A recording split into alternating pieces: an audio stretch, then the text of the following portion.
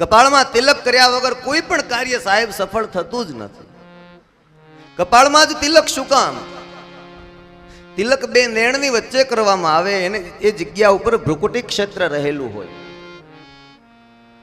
માણસના આખા શરીરનું કેન્દ્ર બિંદુ ત્યાં રહેલું હોય સાહેબ. મનની લગામ ત્યાં હોય. તિલક કરીએ ચંદન કુમકુમનું એટલે ત્યાંથી મનની લગામ હોય સાહેબ. કોઈ પણ કાર્ય હોય, સ્નાનમ દાનમ તપો હોમો, સ્નાન કર્યા પછી દાન તપ હોમ કોઈ પણ કાર્ય હોય, સ્નાનમ દાનમ તપો હોમો દેવતા પિતૃ કર્મ ચ, દેવતાનું કર્મ હોય કે પિતૃઓનું કર્મ હોય, તિલક વગર ક્યારેય હોય જ ન શકે. જન્મથી લઈને મૃત્યુ સુધી પણ તિલક હોય ને હોય જ. પછી માણસ માને તોય ભલે, ન માને તોય ભલે. તમે કોઈ પણ વિસ્તારની અંદર જાઓ, આપણા કાઠિયાવાડની અંદર જાઓ તો આપણે ત્યાં ધોતી જબો ખમીસ પહેરવામાં આવે. કોઈ બીજા બોમ્બેમાં જાઓ તમે તો જીન્સ ટી શર્ટ પહેર્યા હશે.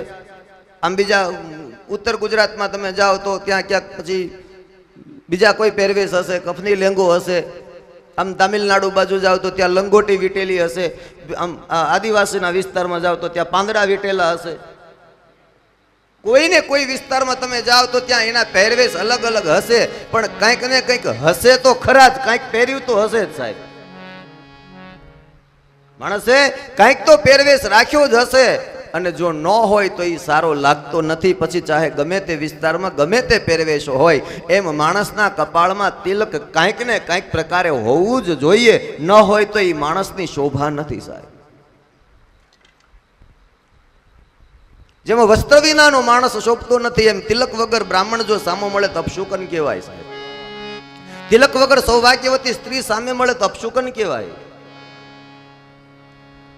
સ્નાનમ દાનમ તપો હોમો દેવતા પિતૃ કર્મ ચ તત્સર્વમ નિષ્ફલમ યાતિ લલાટે તિલકમ, લલાટે તિલકમ હિના.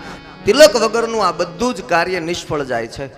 જન્મ થાય એટલે છઠ્ઠીના દિવસે બાળકને પહેલું તિલક કરવામાં આવે. પછીના જેટલા એના 16 સંસ્કારો હોય એ બધા સંસ્કાર વિધિ થાય એટલે એને બ્રાહ્મણ તિલક કરે. અને છેલ્લે જ્યારે એનું મૃત્યુ થાય ત્યારે પણ એના કપાળમાં ચંદનનો લેપ હોય. ચંદનના લેપ વગર અગ્નિ સંસ્કાર પણ આપણે કરતા નથી.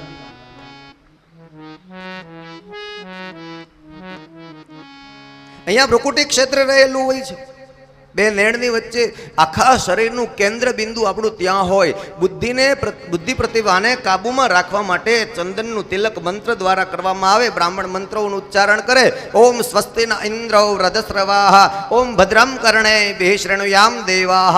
હે બ્રાહ્મણ, હે બાળક, તું સારી વાતોને સાંભળ, તારું કલ્યાણ થશે.